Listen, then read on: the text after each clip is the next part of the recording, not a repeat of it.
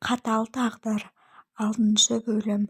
Каналға тіркеліп, лайк басып, қоңыраушаны басып қойыңыздар. Соңына дейін көріңіздер. Өте қызық.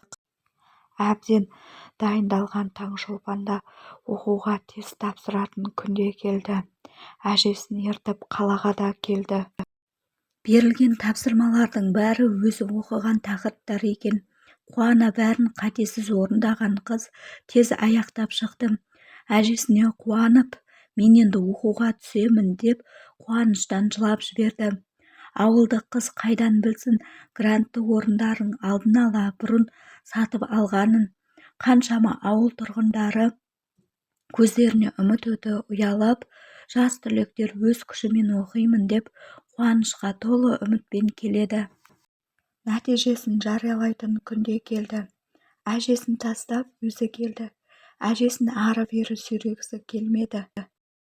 Онсыз да әпкелері үйге кезек-кезек келіп ұрсып кететін еді. Әжесі араға түсіп ауыздарын жабатын. Сондағысы әпкелерінің ойы шешесі үйді осы қызға аударып жүрер деп ойлады.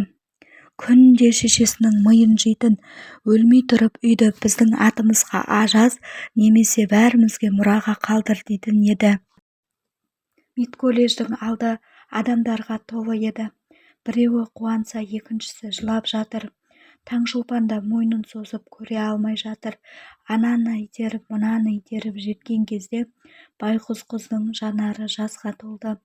Бұл қалай? Мен 91 жинап түсе алмағаным ба? Мүмкін емес деп өзімен өзі сөйлесуде. Құжаттарын қабылдайтын жерге келгенде ішке кіргізбей, есік алдынан ғана аты жөнін сұрап, құжаттарын қайтарды. Таңшолпан, бұл қалай болғаны? Мен бәрін қатесіз жаздым. Комиссиямен қайта кездесемін, ішке кіргізіңіздер дегенде көз жасына қарамай, шық, сенен де басқа құжат алу керек деп қатал жауап берді.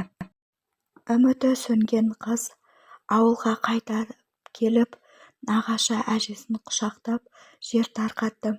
Әжесі жұбатып, әлек ботам-ау, келер жылы да тапсырып көр, бұйырып қалар, бұйырған кетпес, қуған жетпес, өз-өзіңді қолға ал, деп жұбатты. Әжесінің қолғанаты Таңшолпан үйдің тірлігіне пысық еді. Бәрін мұнтаздай қып жинайды.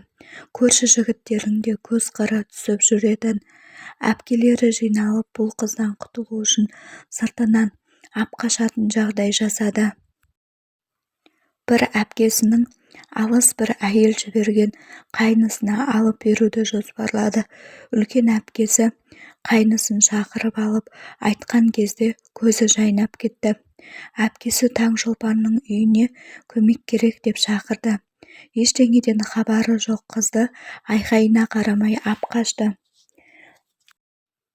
Қанаттың бұрынғы әйелін шешесі нашар деп ақыры ажырастырып тынған еді. Таңшолпанның барған жері нашар отбасы еді. Енесі көкдолы нашар әйел еді. Негізінде әпкесімен Сақина тағам деп келіскен еді. Бірақ Таңшолпанның қызы болмай келгенін айтып, бүкіл адамдардың көзінше масқарасын шығарды. Кімнің астында жатып келгенін білмеймін, салдағы сіңліңді әпкетіңдер деп айқай салды. Қанат ортаға түсіп, ешқайда жібермеймін деп, жанары жасқа толған Таңшолпанды бөлмесіне апарды. Енді менің әйелімсің, ешқайда бармайсың деп құшақтады. Сондай тартымды, сүйкімді, сұлу жас, өзінен 9 жас кіші қыздан айрылғысы кемеді. Қанат Таңшолпанға жылы шырай танытып, араларында сезім пайда бола бастады. Әйеліне жылы сөздерін айтып, еркелететін. Таңшолпанның қуанышында шек болмады. Өзін жақсы көріп еркелеткен жарына сыйластықпен қарады. Бір-бірлеріне сезімдері оянып, ортада сәби пайда болды. Екеуі қуанып, емханаға бірге барып келіп жүрді. Бұл қылығы әрине Қанаттың шешесіне ұнамады. Келінін қуу үшін неше түрлі жоспар құра бастады. әрі-бері істеген ісіне мін тағып көрді, еш нәтиже болмады. Қанат 15 күн вахтыға жұмысқа кететін еді. Сол сәтті пайдаланып, енесі түрлі арам ойға көшетін. Жалғасы бар.